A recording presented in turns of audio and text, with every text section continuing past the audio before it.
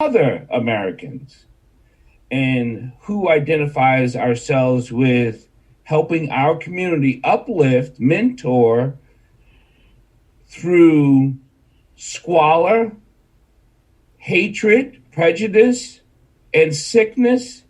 It's like we've been married to this country with sickness and health, right? Through sickness and health, we shall stand together. That's how we as Black men and family members and fraternities have tried to build this nation with our own hands, blood, sweat, and tears. And yet, we are still pushed and pushed and now hunted. We've always been hunted.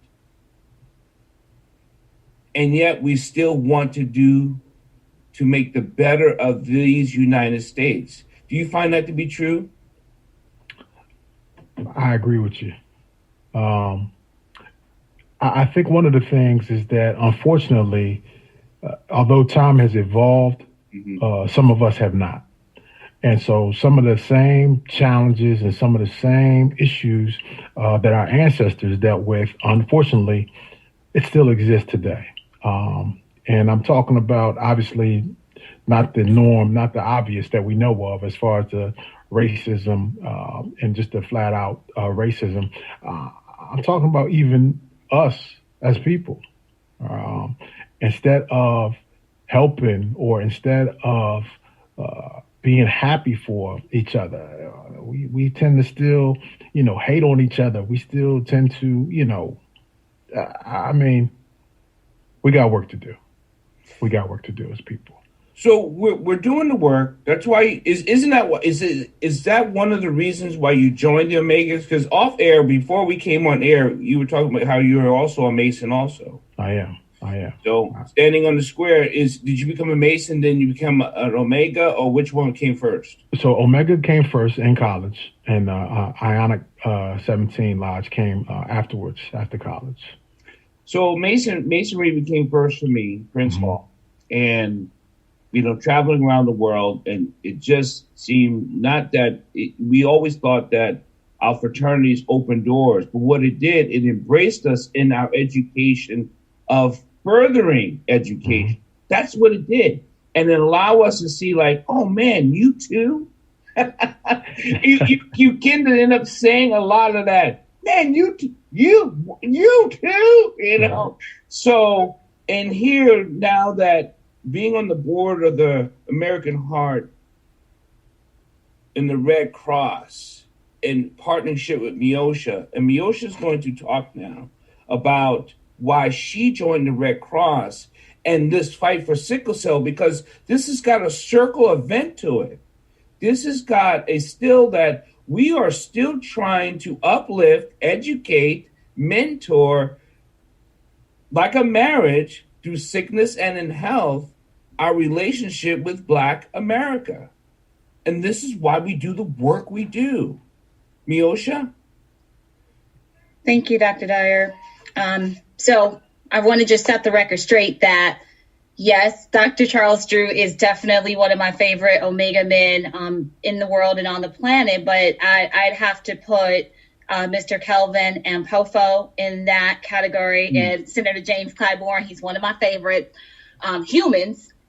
And then I think I told Kelvin this offline, I'm a big fan of Ovi St. Preux, who is one of my favorite fighters. I'm a big MMA fan, so I just wanted to throw that out there just to be clear. But I oftentimes brag about Dr. Charles Drew as if I was an Omega woman, as if there's such a thing. But I'm so inspired by the legacy and the framework that was laid, and the thought of the Black excellence from that period on up until today. We continue to blaze trails. And so I would have to say that what inspired me to transition my Red Cross career into this particular aspect of our mission was because it was an opportunity to really focus on the Black Americans and the African Americans and Black individuals in general as it relates to having access to blood products and understanding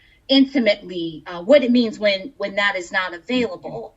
And so I saw an opportunity to take my activism to some extent to rally for equality and inclusion and align that with this mission. And so one of the reasons that I was so excited to meet Kelvin was because one thing I know about civic organizations is that they're rooted in community service. I mean, they are founded off of the principles of giving back and continuing to lay the framework for the others behind them to come up and continue that work. The work doesn't stop.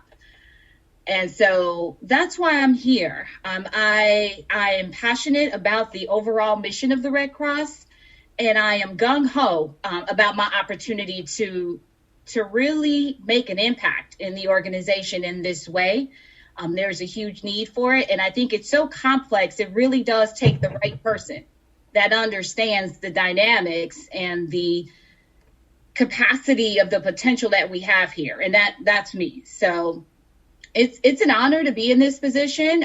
I respect and love the American Red Cross so much because it is one of the most consistent and I have to say committed organizations that I've ever had the opportunity to be a part of as it relates to carrying out our mission by any means necessary.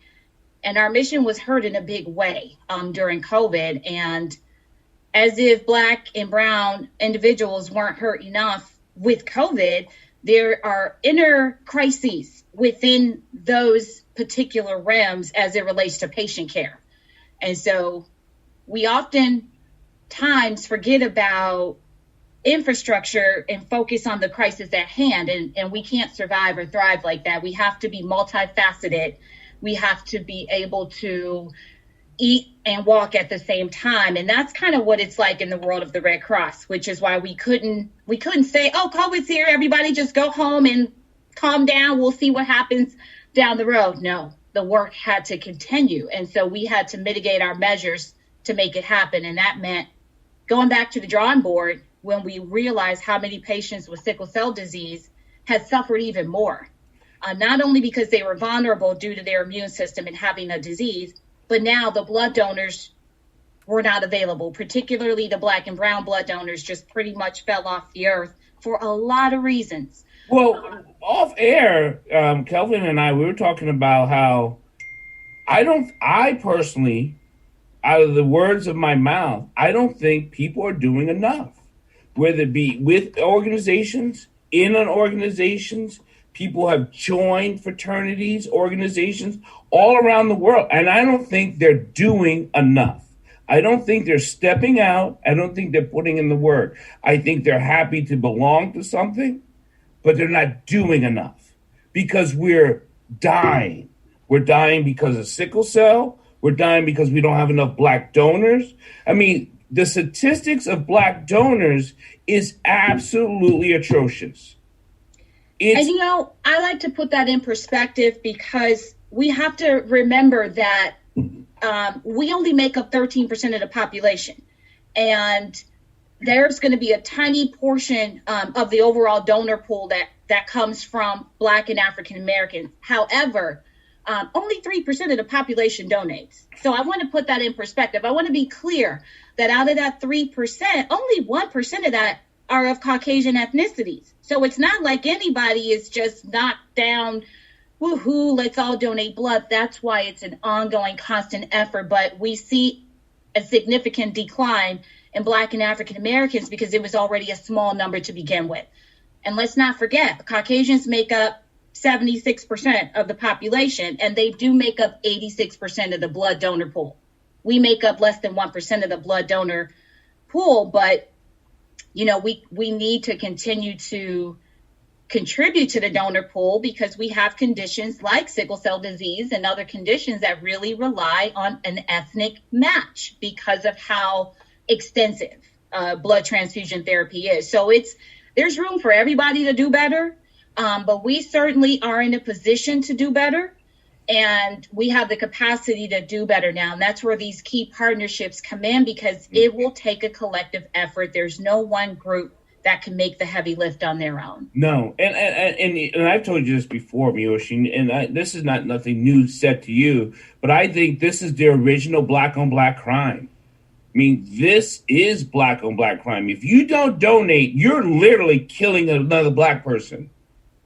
I mean, you can get that graphic with the analogy or, using that as a metaphor. But I think even if we look at black on black crime, a lot of that is due to lack of resources and lack of education. Like, let's also, once again, let's just be clear, because I that's a whole nother world outside of the Red Cross where I see those conversations quite a bit. And it all boils down to lack of resources and lack of understanding. And so Kelvin, do you think it's lack of resources, or you think it's lack of education, or are we not shouting from the mountaintop? No, it's certainly a combination of the lack of education and also education meaning awareness, right? Okay. I also believe that, unfortunately, as I alluded to earlier, right, some of us are still operating and living in the past, meaning if they don't see a benefit for themselves, then they're not inclined to participate. So we have to get out of this what's in it for me mentality. I love the Red Cross. And when I was there with you and Meosha, we were talking about T-shirts, but the fact of the matter is it shouldn't take a gift card. It shouldn't take a T-shirt for me to want to save lives, help save lives. Right. And so we just got to continue to advocate. We're certainly doing it on our part. I send out monthly messages to the brothers in all 5 states, and I remind them every month of 2 things in particular. Number one, Meosha's other favorite fraternity brother, Senator Clyburn, because of him, his leadership, what he did in bringing us together and making the successful campaign victory for President Biden and Vice President Harris, number one. Number 2, I encourage the brothers every month to donate blood. And it's just, it's just an awareness piece. The fact and now that this age that we live in now with technology, it's been fantastic. I see now in the app, I see the stages. I see when they collect it. Right. I see when they package it. I see when and most importantly, that 5th stage, I see that, boom, I saved 3 lives. Man, that's amazing. So I think the more people understand that what they're doing is actually for somebody else and potentially could be somebody that looks like them, right, that goes a long way. So we're just going to keep pushing. We're just going to keep working with Meosha and the Red Cross, and we're just going to make sure we keep sending the message out to get it done. Now, Meosha, we know in Maryland there's the blue tag. Matter of fact, yes. I have a tag, so please. The blue tag. Do you have one there? Look at that. Yes. This is not available nationwide yet. Every region has a way of determining those units, but in our area, in our region, we do have what we call the blue tag program. And usually what I do, I send out emails leading up to the blood drive reminding donors, hey, ask about the blue tag. You could be the match for a patient in need with sickle cell disease. And so the blue tag allows us to know immediately as that blood comes into the lab that those units are high priority for a sickle cell patient. So they're escalated and they're kind of put in a category that is really, really time sensitive because of the nature of that disease and how often, patients are getting transfused on a regular basis, 10, 15, 20 units of blood a month. And so we see what it looks like when those bins are empty. And my heart just really sinks. It's a very sad thing because, human beings are on the other end of that waiting for that blood. So now black people got to ask. Black people got to ask if they're not because Kelvin, he talks to so many other states. Mm-hmm. They have to say, can you tag this? That's right. For one of my sickle cell brothers and sisters. Exactly. You can say, I would like to allocate my donation for a patient with sickle cell disease. And we'll test it because we can't put every unit of blood. We can't blindly test every unit of blood. The immunohematology aspect of what we do in terms of the lab and the processing, it's astronomical. It is. But we have to do that because we're the number one, we provide more blood for the healthcare industry than any other organization in the world. So for us, our standards are rigorous, and we have to go through that extreme testing. So adding another layer of testing is very important, and we can be efficient with that testing by knowing right off the bat, these donors have identified themselves as Black or African American. We get a lot of people that choose not to answer that question, and that puts us in a very difficult position because now we can't just go blindly testing that blood if they haven't done one of two things: indicate their race, or two, requested that blue tag. So even if they don't get that blue tag, if they are willing to indicate, that's why we call it check your race. Race, is important when you are trying to have a more intimate blood match, just like blood type. You might be A positive, and if I'm A negative, I cannot donate my blood to an A positive person because it's not a match. So it's like people are like, I thought blood was blood. We all bleed red. Yes.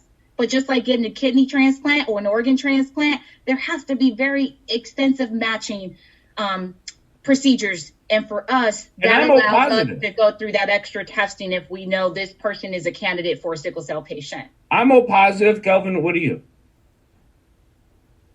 I am A positive. Oh, look at that. But I can't donate.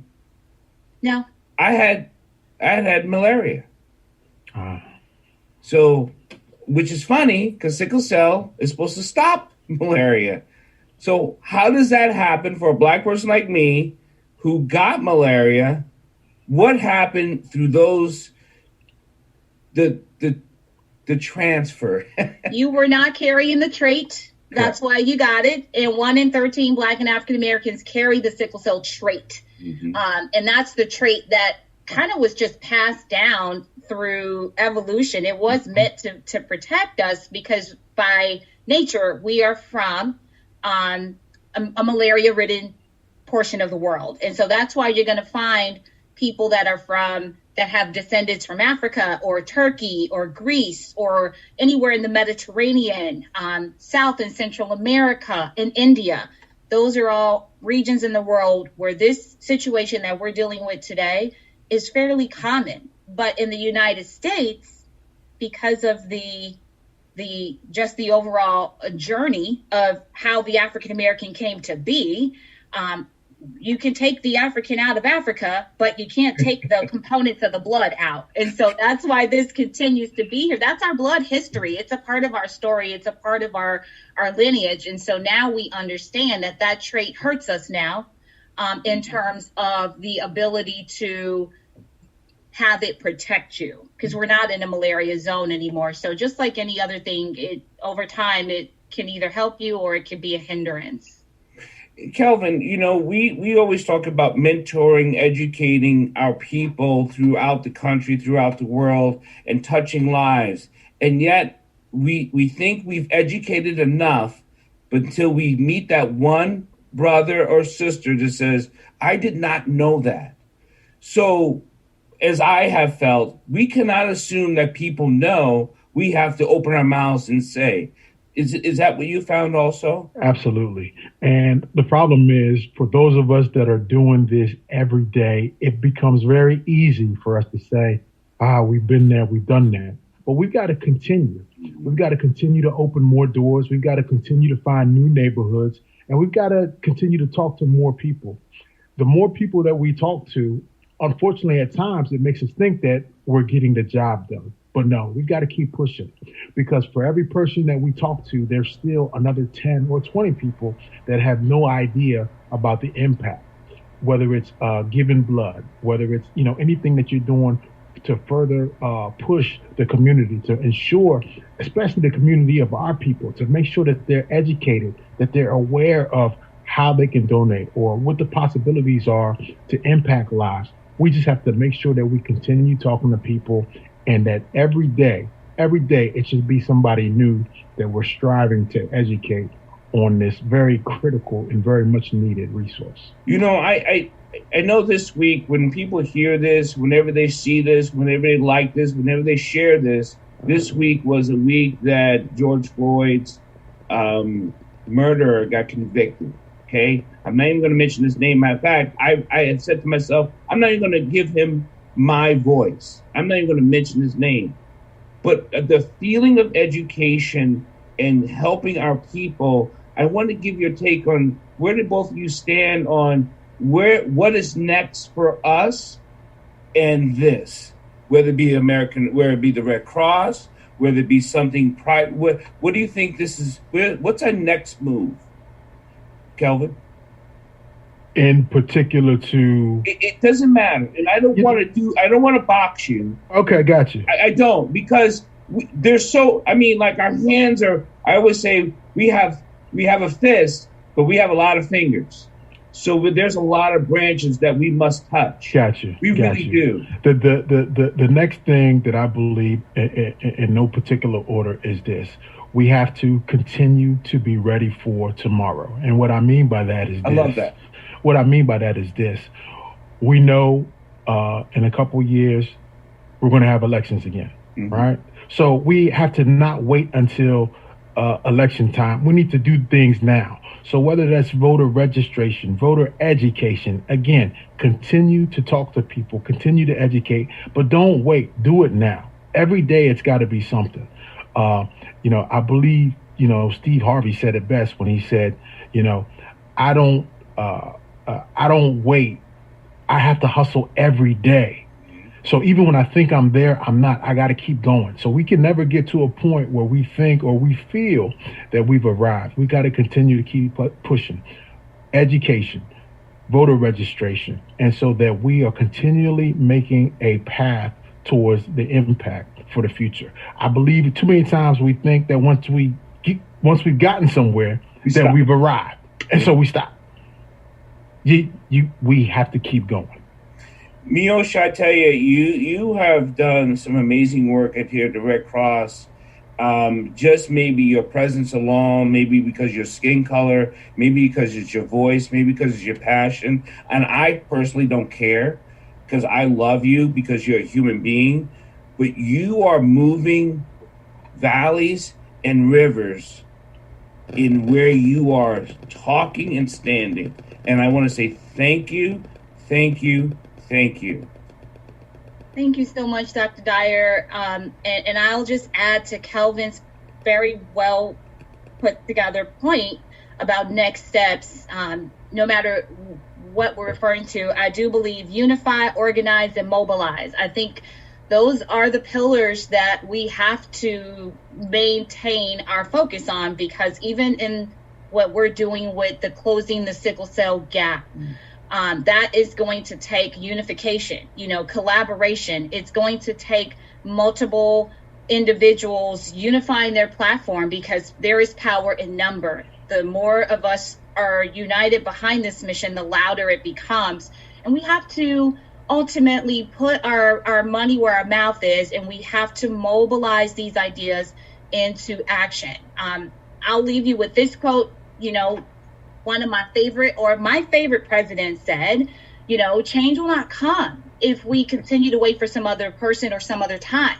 We are the ones that we've been waiting for. We are the change that we seek. And that starts with our decision to host a blood drive, our decision to be bold enough to ask those around you to donate. And it's not that we're cutting people off. Some people just probably can't donate blood, but we won't know if we don't ask. We have to put our best foot forward, because when you commit to a blood drive, you have made the commitment to save lives. And that is not something that I take lightly. And I don't think anyone should take lightly, because the impact that you have as a leader in the community with collecting blood, it's monumental. And there are human beings on the other end of that actually have been given the gift of life.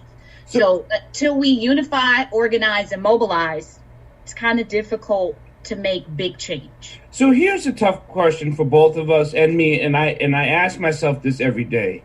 13% of the population, we open our mouths, right? So if we say 13% of our population is Black and African Americans, but only 5% are the ones that are talking, and only 1% is actually the ones that are doing, how can we take sickle cell to the next stage? It's collaboration. because outside of Black America, I'm not sure if non-Black Americans care about sickle cell. Is it because they don't know that it's important, or they don't know it's important to us? Which one, Kelvin? Yeah, I obviously, I'm going to say Meosha is the expert on this, but I'm going to guess and say they just don't know. We just don't know. Yeah. And that's the reason why. Because we don't know what we don't know. Right. And so, again, as we continue to talk to each other and as we continue to educate, and even just, podcasts like this to just get the word out to let people know, if we can make somebody just inquire, if we can make somebody just ask the question, well, what is sickle cell? So that they can hear about it and learn about it and know about it, then I think that helps us get to the point of getting this thing addressed. We have some collaborations, Meosha, coming up, and without letting the cat out of the bag or the bag in the cat, or however phrase you want to put it, is it possible, not hopeful, is it possible we take it to the national level? Everything's possible. And here she runs again, people. And our next governor is. We are the ones that have to show up and show out. What I cannot do is go to national and say this is going to happen, and then we have not shown through our actions and our results here within our region that is possible. So collaboration is key. And I'm excited about the collaborations that we are continuing to develop and grow, like with Omega Sci-Fi, and then using platforms that are equally and just as large, because we need those voices. I've reached out to Senator Jill Carter. Her team wants to get behind this. I've reached out to Delegate Shanika Henson. We've got these individuals, influential locally elected officials, that will have to get on board, and they are ready to get on board. So I think we're doing the grassroots work now, but when we come back to the table a year from now, we're going to be very pleased and grateful and excited at the results. But we have to start somewhere, and we're starting now. And I think the education and outreach, you can't have one without the other. They are together, and we'll continue to push and unify with platforms that are willing to make those bold asks, like, hey, we need you on board. Not just saying, hey, donating blood is great, but you need to host a blood drive if you have the ability to do so. And you need to encourage those in your immediate circle to support you by donating. And so one thing that I'll say, because a lot of people, they feel overwhelmed. They're like, well, that just seems like a lot. It's not. It's a lot more intimidating than it sounds a lot more intimidating than it is. Let me just say that. It's a well-oiled machine of systems that once we get support, like you saw firsthand, you both saw at St. John's Catholic Church, it was phenomenal. And it was a coming together of everyone. We had all hands on deck, but what was the most important factor at that blood drive was that you saw a good representation of Black and African American donors. Which was very inspiring. So I think the more we hold our local leaders accountable to give back to the community in this way, the more likely we are to be able to take the framework that we're developing here and put it on the national platform. I'm tired of seeing blood spilled in the streets. And if we can put our bloods in a bank where it can help others live, I think that's something that is synonymous. That's just something that means so much, because we know where our blood is being spilled. So have a choice and make a decision to save a life with your blood instead of it being taken. Before we close out, your chapters are doing some amazing work. I want to say thank you, and I'm glad to have you on my show, Bridges Live. But more importantly, I'm glad to call you a friend and a brother in life, because this is it's about, like Meosha said, it's about those connections. It's about that brotherhood. It's about that life, and it's about moving forward. Only together we'll survive. Because if they separate us, they got us. And I think that's been part of the issue why we haven't seen the type of shift that we need, because we're seeing so many small groups here and there, pockets of folks trying to make a change, but we realize that we have to collaborate and unify and join forces so that we can make big change. And we know people get scared when we join forces. Not anymore. And I do want to just also say that it's not that non-Black Americans don't want to help, because I have to say the organizations that I've reached out to that are traditionally Caucasian organizations, they want to support, so much so that I've had to say, well, let me first make sure I get, the other organizations that could support this behind it. I've got plenty of organizations that are ready to provide space and locations just because of the nature of what my ask has been to those organizations. And I've been very clear in the need for a diverse blood supply and the unique role that they could play by providing us with the platform of space. And then that gives me the opportunity to work with organizations that have the capacity to make a huge impact and kind of provide opportunities in the community for them to run the blood drive. Like, hey, I've taken that part off your plate. We've got a space. Now I just need you to get the folks in. It's like folks could plan a party, right? Folks could plan all kinds of events and get people out. And we need to apply those same measures when we are trying to fill up a blood drive. We really have to pull out all the stops. Kelvin, what's next for you, your chapter? You have blood drives coming yourself, but you also got other things coming up. What do you got? So right now we're in the process. Obviously, we continue at the last Wednesday of every month, we continue COVID-19 updates. We've got our brothers that are doctors, our brothers that work closely with the White House on the COVID-19 task force. So they provide updates, letting us know what's happening with the government as we continue to deal with this pandemic.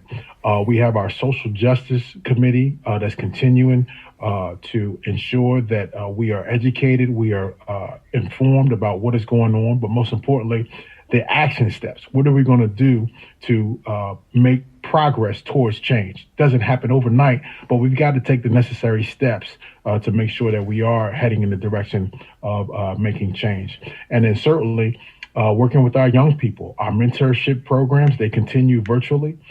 We also are getting ready to get our kids back to school for the fall. The discussion has come up as it relates to vaccination. Obviously, Maryland, now if you're 16 or older, the vaccine is available. So just continuing to make sure that our people are educated and aware of what's happening around us so that we can continue to move forward. And Meosha, the Red Cross and the movement you're doing, you're all over the place. You travel from one state to the next. Yeah. What's on the horizon and where are you next? Do we got to put like a GPS tracker on you? Like, is it find Meosha in a book? So, well, right now, the next big thing on my plate is the beginning of a very, I would have to say, exciting collaboration that is on its way. It's in the zygote phase, and as of tomorrow, it's going to be in the second trimester because we're having some planning meetings, and we are uniting major platforms. All I'm going to say might be some professional athletes involved in that, but we've got people that are ready to come to the table. We have local leaders that have been doing the work, and now they have an opportunity to partner with a national platform like the American Red Cross, and we're going to take it to the next level. I will also say we have a really huge project going on. It's called the Hbcu Challenge, and it starts in the month of June. It's called the 16-Day Challenge. We have all the HBCUs, well, not all, because we were very select in the HBCUs, and it's called the 16-Day HBCU Challenge. And of course, it's rooted, Howard University is kind of like the heart of it.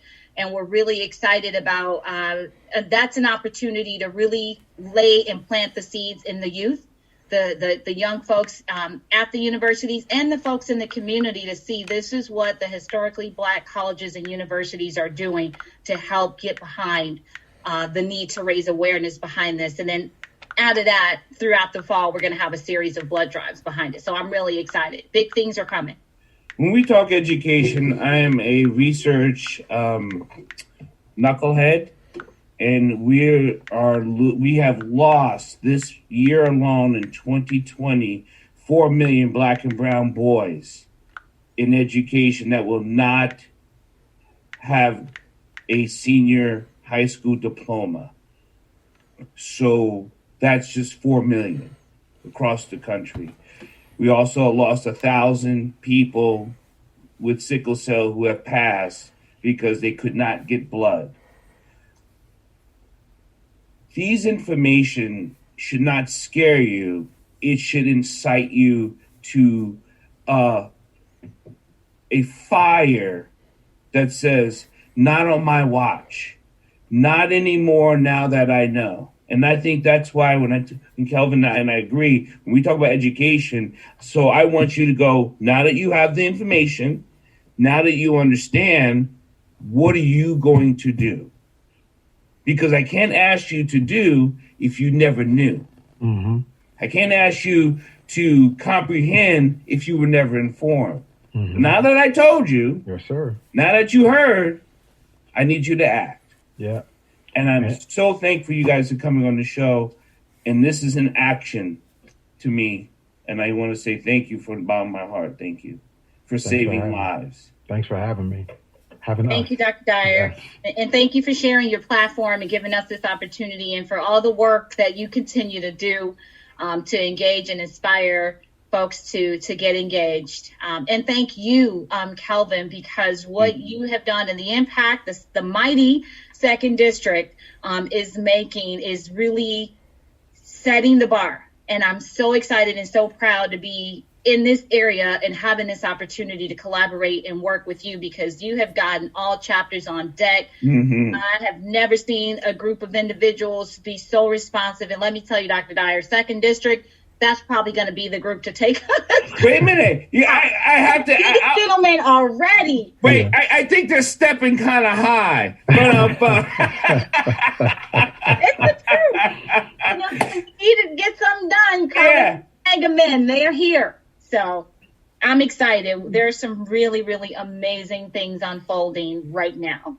Me and I am thoroughly excited. You know, no matter how saddening news can be, depressing, we push on. Not because we just get over it, we take that with us. That's right? True. That's why we pull it along, we take it with us, and we go over that hill. We're like, you come with me, dragging, kicking, and screaming. We're taking our history with us, and we're pushing on. Thank you, brothers and sisters. Thank you. Thank you, Dr. Dyer. And the 100 Black Men. We appreciate that organization as well for stepping up and getting it done. Thank you, Dr. Dyer. God bless, man.